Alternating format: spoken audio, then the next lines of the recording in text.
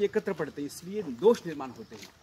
और सही अर्थों में मानवता का निर्माण करना हो, सही अर्थों में यदि राष्ट्र का नवयुवा तैयार करना हो तो गुरुकुल के सिवा पर्याय नहीं। गुरुकुल में अपने वेद, उपनिषद, दर्शन, उपनिषद, साथ साथ आपने जितने भी प्राचीन श्रेष्ठ ग्रंथ है, व्याकरण हो, दर्शन हो, उन सब की पढ़ाई की जाती है। दोस्तों, आज मैं अपने साथ नयन कुमार जी शास्त्री जी हैं, जो आज हम परली वैजनाथ के श्रद्धानंद गुरुकुल में हैं। ये आर्य समाज द्वारा गुरुकुल की स्थापना हुई है और शास्त्री जी हमें इस गुरुकुल के बारे में जानकारी देंगे। शास्त्री जी, धन्यवाद जी। सभी को मेरी नमस्ते है। हम एक नज़ारा देख रहे हैं।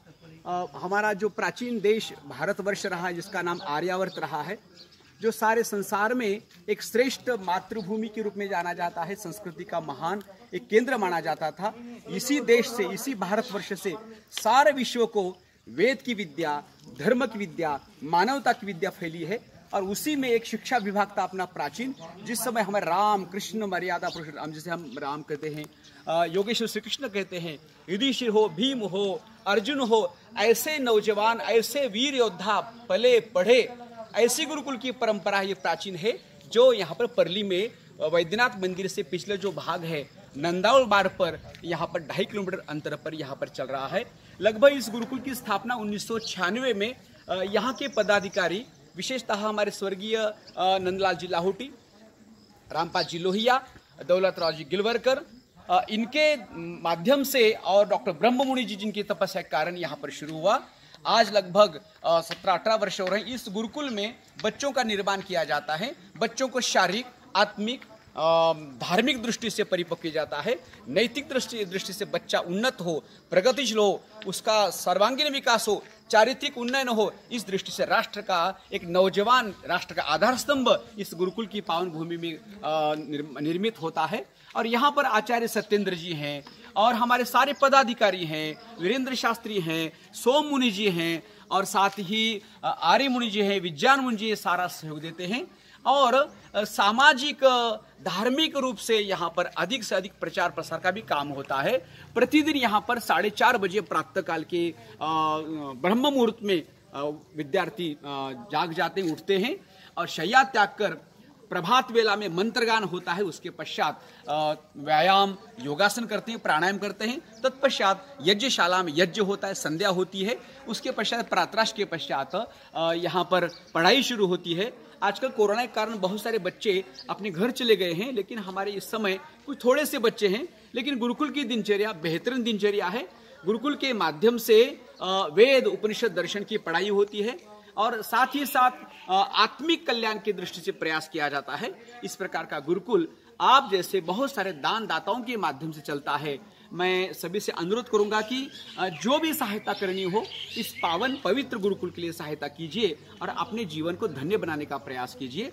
गुरुकुल अपनी देश की प्राचीन विद्या है, प्राचीन शिक्षा विद्या है और इस शिक्षा विद्या के कारण हमारा देश का नाम सारे विश्व में फैला है।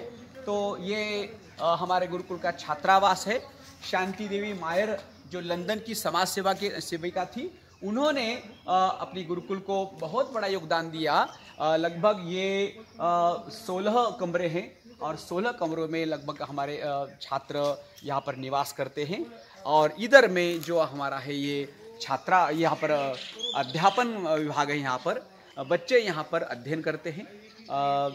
अध्यापक प्रातःकाल 9-10 से लेकर सायंकाल 4 बजे तक पढ़ाई करते हैं।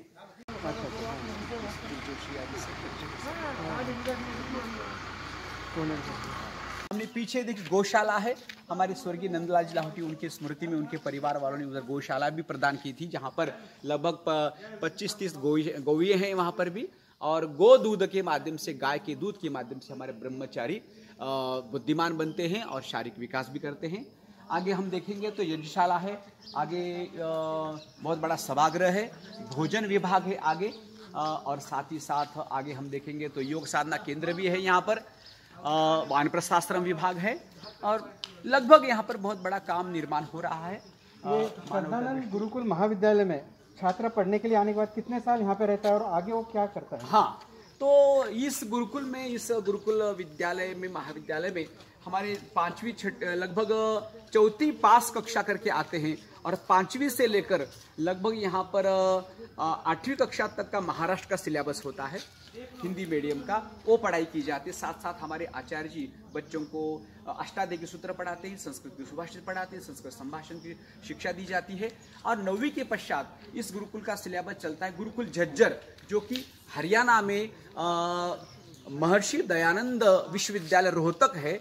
उस विश्वविद्यालय में गुरुकुल विभाग के माध्यम से अगली पढ़ाई की जाती है। अगला हमारा पाठ्यक्रम 9वीं से लेकर लगभग 11वीं 12वीं और शास्त्री अर्थात BA कहते हैं, जिसे हम पदवी परीक्षाएं शास्त्री और आचार्य तक पढ़ाई करते हैं। जो बच्चे पढ़ना चाहते हैं तो बिल्कुल आराम से पढ़ सकते हैं, और जिनकी इच्छा हो कि आप बाहर की पढ़ाई करूंगा तो वहां पे भी वापस जा सकते हैं। तो लेकिन इतना विशेष है कि संस्कृत के साथ साथ वेद उपनिषद के साथ साथ मानवता का निर्माण यहाँ पर होता है। ये देखिए, ये महर्षि पाणिनि ग्रंथालय। इस ग्रंथालय के बारे में जानकारी दीजिए। हाँ, महर्षि पाणिनि हम जैसे कहते हैं, जिन्होंने अष्टाध्यायी के सूत्र की रचना की थी।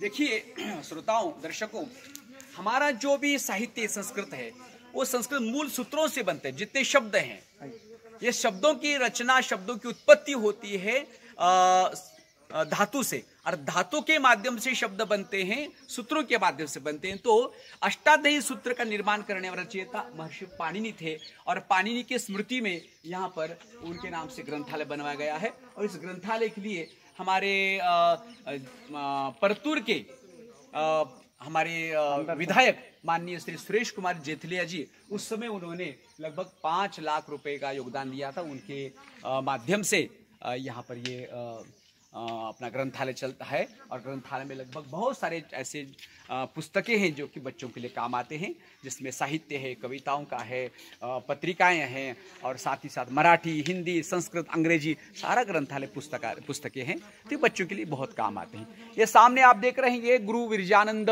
सांस्कृतिक समारोह है। हमारे बीड जिले के पूर्व सांसद माननीय श्री जयशंकरराव जी गायकवाड़ पाटिल, इन्होंने अपने सांसद फंड से लगभग 10 लाख रुपए पहले मंजूर किए थे, बाद में उन्होंने और शायद बढ़ा दिए, और इस प्रकार से इतना बढ़िया सभागृह यहाँ पर बना है, जिसका नाम है गुरु विरजानंद सांस्कृतिक समारोह। गुरु विरजानंद जो दंडी थे, अर्थात प्रज्ञाचक्षु थे, महर्षि स्वामी दयानंद सरस्वती गुरु थे, उनके नाम से, उनकी स्मृति में ये इतना बढ़िया सभागृह है। इस गुरुकुल में जितने भी कार्यक्रम होते हैं वे सारे कार्यक्रम इस सभागृह में होते हैं, चाहे शिविर हो, चाहे फिर आर्यविदल का कार्यक्रम हो, चाहे बड़ा वार्षिक उत्सव हो, सारे कार्यक्रम यहाँ पर होते हैं। ये है भोजन विभाग, और यहाँ पर चक्की से लेकर सारे पूरा सामान यहाँ पर साहित्य रहता है, भोजन बनता है, भोजन यहाँ पर वितरण होता है, बच्चे, ब्रह्मचारी, अतिथि यहाँ पर भोजन करते हैं। और इस दृष्टि से अपने गुरुकुल के ब्रह्मचारी हैं। अंदर स्वामी सो मुनि जी को देखिए, वो स्वामी सो मुनि जी हमारे लगभग एक 97 वर्ष की आयु है उनकी, अभी तपस्वी हमारे स्वामी जी हैं, स्वामी सो मुनि जी। सारा जीवन आर्य समाज यज्ञ गुरुकुल के लिए समर्पित है। अभी बैठकर वहां पर भोजन बना रहे हैं, कड़ी, उस कड़ी में मेरे विचार से कुछ बना रहे, शायद विशेष पदार्थ महाराष्ट्र का बेसन है, वो बच्चों को खिलाएंगे।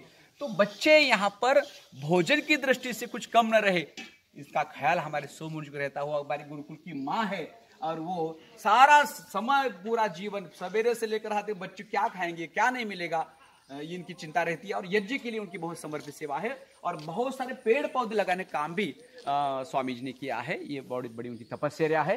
तो ये भोजन विभाग का जो बांधकाम है, हमारी आर्य समाज के प्रधान माननीय श्री दिवंगत रामपाल लोहिया जी के सुपुत्र और उनकी बहुओं ने ये निर्माण करके दिया है। और माता कौशल्या देवी रामपाल जी लोहिया की स्मृति में गौरव में ये बनाया हुआ इतना भोजन विभाग है। तो आगे ये हम देख रहे हैं, सामने भी इधर भी छोटा सा बना है। कुछ बड़ा कार्यक्रम होता है तो अंदर भोजन बनने के बजाय यहाँ पर होता है। बहुत सारे दानदाता दान देते हैं, तो यहाँ पर ये छोटा सा बना है, वो भी दान दिया है। ये सामने भी हमारे काले परिवार की ओर से पार्वतीबाई बलराम जी काले, जो हमारे ब्रह्ममुनि जी, डॉक्टर ब्रह्ममुनि सुग्रीव जी काले के माता जी, उनकी स्मृति में उनके परिवार की ओर से वरुण पानपोई दिए है, ये है। तो इस प्रकार से हमारा गुरुकुल केवल उद्देश्य यही है कि मानवता का निर्माण हो। सारे संसार में आज जाति पंथ नाना प्रकार के संप्रदाय इस दृष्टि इतना अपप्रचार हो रहा है, इतना गंदे विचार बाहर आ रहे हैं और मनुष्य का निर्माण नहीं हो रहा है। हम एक दृष्टि से इस व्यवस्था को अलग रास्ते से ले जाए, पशु की तुल्य रास्ते से जा रहे हैं, लेकिन यहाँ पर जो मानव का निर्माण होता है, श्रेष्ठ मनुष्य बनने का कार्य होता है, बच्चों के माध्यम से, ब्रह्मचारियों के माध्यम से यहाँ पर बढ़िया उत्तम सा काम होता है। ये यज्ञशाला है, सामने देख रहे हैं आप, ये बहुत बड़ी यज्ञशाला। जिस यज्ञशाला के निर्माण के लिए हमारे लखम सिपाही वेलानी जी बहुत प्रयास किया है और याज्ञवल्क्य यज्ञशाला है। तो इस यज्ञशाला में प्रातः सायं यज्ञ होता है और ब्रह्मचारी अंदर बैठकर यज्ञ करते हैं। इस प्रकार का ये पवित्र स्थान है। कोई भी गांव में के लोग आते हैं, मान लो, तो यहाँ पर प्रतिदिन 2 दिन में 4 दिन में जन्म दिवस मनाता है। अपने दादाजी दादी नाना नानी उनकी स्मृति दिवस भी मना सकते हैं। यहाँ पर आके यज्ञ करते हैं, अपनी आहुतियां प्रदान करते हैं। यज्ञ पौर ये क्या है? वैज्ञानिक है, अंधविश्वास नहीं है। यज्ञ का लाभ इतना है कि यज्ञ में जो वस्तुएं डाली जाएगी डॉक्टर साहब ना, वो यज्ञ की अग्नि है उसको सूक्ष्म बना देती है और उसका सूक्ष्म जो अंदर की सुगंधी है वो सारे संसार में फैलती है, प्रदूषण दूर होता है। और पर्यावरण निवारण के लिए यज्ञ एक न्यू पर्याय। इसलिए संसार में आज इतना प्रदूषण फैल रहा है, उसका कोई उपाय कोई होगा तो यज्ञ। इसे अग्निहोत्र कहते हैं, हवन कहते हैं, होम कहते हैं। डॉक्टर साहब बहुत बहुत धन्यवाद शास्त्री जी। आज आपने हमें आर्य समाज द्वारा स्थापित इस गुरु जो यहाँ पर गुरुकुल है इसके बारे में जानकारी दी और यहाँ से कई विद्यार्थी शिक्षण लेके आगे वही अपने जीवन में आचरण करके उसी को बढ़ाते हैं। बहुत बहुत धन्यवाद। बहुत बहुत आभारी।